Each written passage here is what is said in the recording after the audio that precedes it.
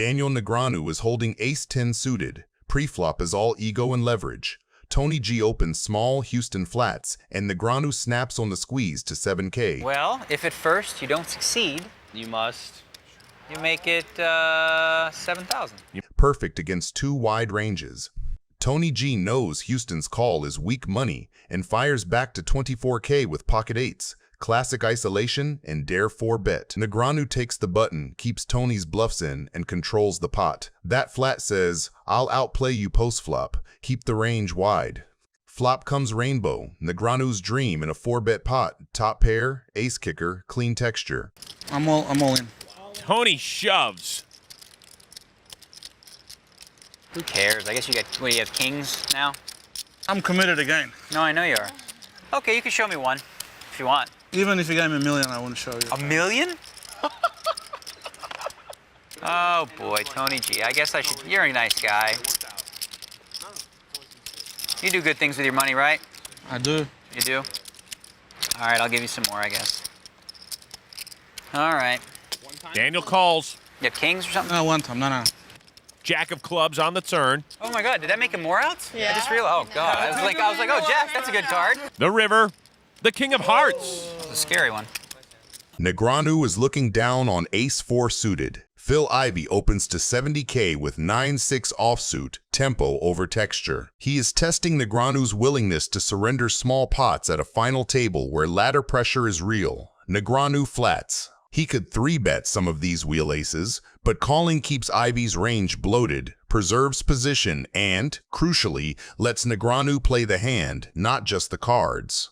Check from Negreanu invites the expected feeler. Ivey obliges for 60K, a sizing that says, I'm betting range, rather than I'm betting hand. Negreanu snaps the narrative back with a raise to 160K. That raise does two jobs at once. It tests the auto C-bet and plants the seed that he can absolutely have a queen from the pre-flop flatting range. More importantly, it announces, you don't get to cruise through this pot. Ivey just calls. An elegant counter. He declines to re-raise into the story. Negreanu is telling, keeps his own range elastic, and sends a silent message, I'm not folding, keep talking.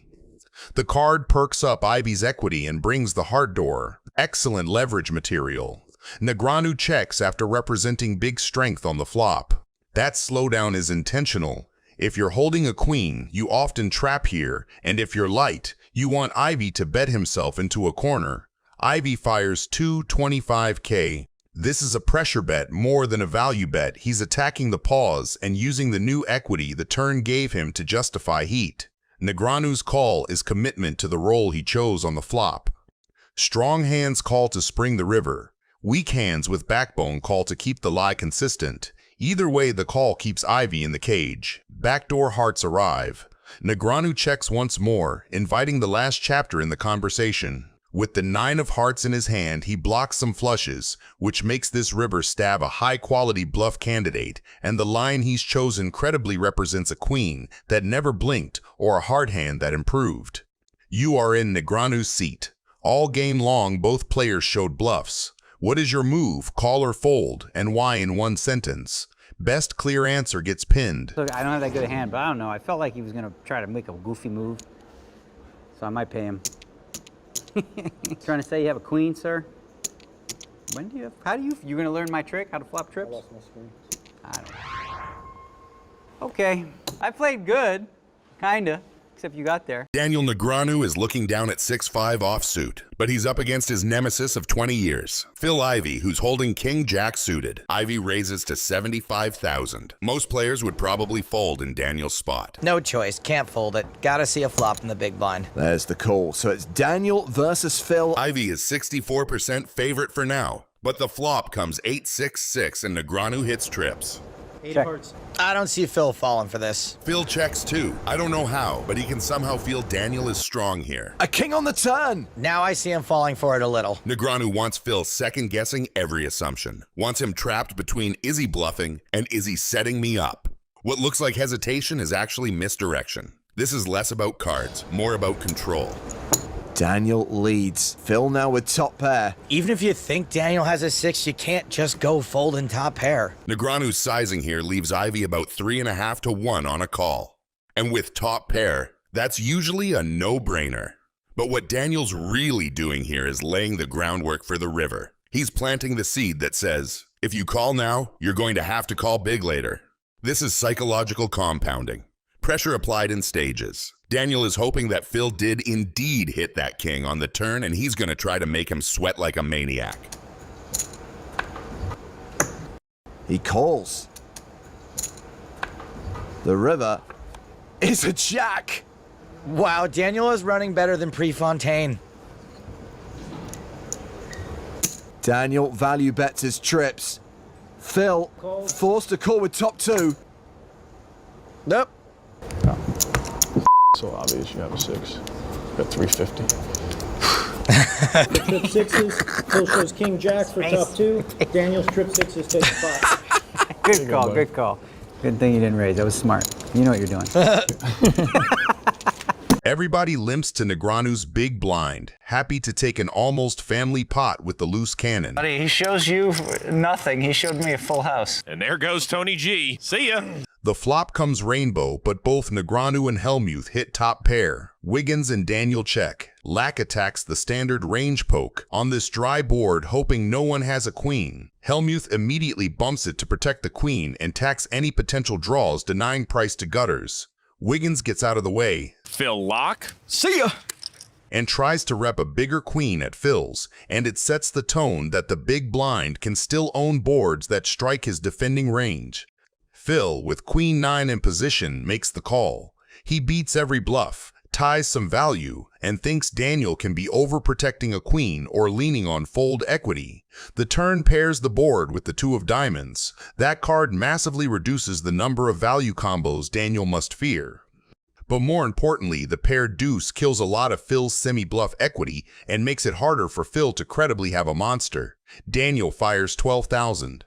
This bet is thin for value plus protection, denies free cards, and prevents Phil from realizing with hands that raised flop light. Phil calls again, which is consistent with his plan to bluff catch cap lines and keep Daniel honest on rivers. The river is the 7 of clubs, a relative brick that doesn't complete the major straight draws. Daniel checks. A queen. Me too. No kicker. Chop pot. Okay. I screwed that up. I should have moved in on the river. Damn it. God, I'm so unlucky. Stupid. Unreal. The deuce on the turn. Deuce on the turn saves your Sick. He's supposed to bet there. I'm going to move it in. Who are these guys? Where do they come from? Sick. Moron, mother. Hellmuth kicks things off with pocket deuce. This is a hand that only someone as wild as Phil Hellmuth can play when faced with a raise. Little does he know, his aggression will end up making him mad once again.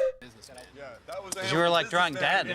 Right after making the call, Hellmuth plays one of his special cards. Complete shithousery. He directly calls out his opponent for drawing dead and bluffing him. Let's see if it will work out. Perkins completely unbothered by Hellmuth's antics calls with 8-4 suited. I guess these must be his lucky numbers, or else I don't see a reason why he would go three-way with these cards. The flop is here, and oh boy, does it deliver some drama. We have 5 with 2 jacks. Now it can be anyone's game. Let's see what Hellmuth will do here. With Perkins and Williams both showing weakness with their checks, Hellmuth will want to take control of the pot. To do that, he instantly fires a bet for $4,000.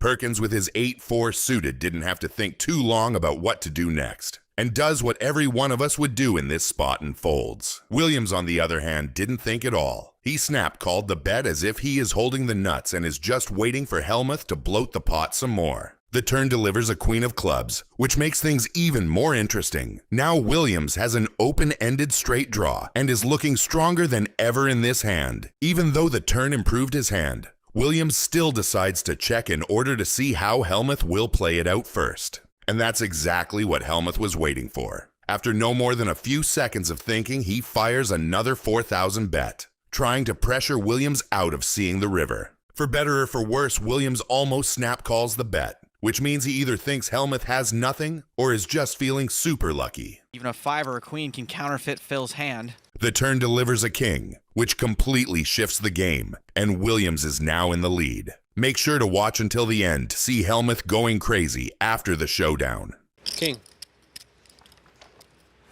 Here it comes. That's the ejector seat straight out of Goldfinger. Williams. Moron, mother. Jennifer Tilly is looking down on 8-6 suited. Negreanu opens with ace-2 offsuit.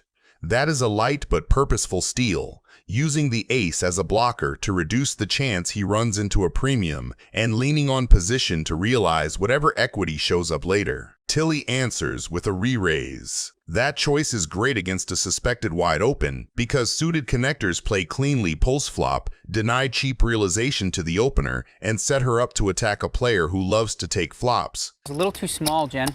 Phil Ivey is going to be upset with you after that raise size because it's too small. Last time I took advice from you, I lost the tournament. Sorry. Negreanu calls rather than 4-betting. He keeps her range wide, carries the positional advantage into a pot that is not yet bloated, and quietly pockets the option to turn later cards into leverage, even when he misses. Okay, now I'm going to do the dunk bet. It's not a donk bet because you were the pre-flop raiser. Oh, okay, it's not a dunk bet. It's a continuation bet. A continuation bet. Tilly follows through for a small C-bet. The sizing stresses floats and gut shots and keeps her range comfortably uncapped. A lot of bad cards come off, and then I can just bluff raise the turn or something stupid like that. You could. Turn a pair into a bluff. I'm really good at that. It's one of my big things Bill Reynolds taught me. Negreanu does not have value, but he does have a plan. He calls to float, buying one more card and preserving the initiative advantage that comes from acting last. If she slows on the turn, he gets to tell the next chapter. If she barrels big, he can release cheaply and move on. The texture inches toward the middling wheelish territory that favors the caller. Tilly checks. That single check compresses her range away from very strong overpairs and toward one-pair hands and draws that prefer pot control. Negreanu seizes the mic with a bet. The number is not huge, but the message is loud. He denies a free card to overcards, pressures hands like ace-queen and king-jack that C-bet once, and begins building a story that can arrive at straights and two-pair by the river. His literal hand did not improve, however his distribution did, because the cards he credibly represent improved.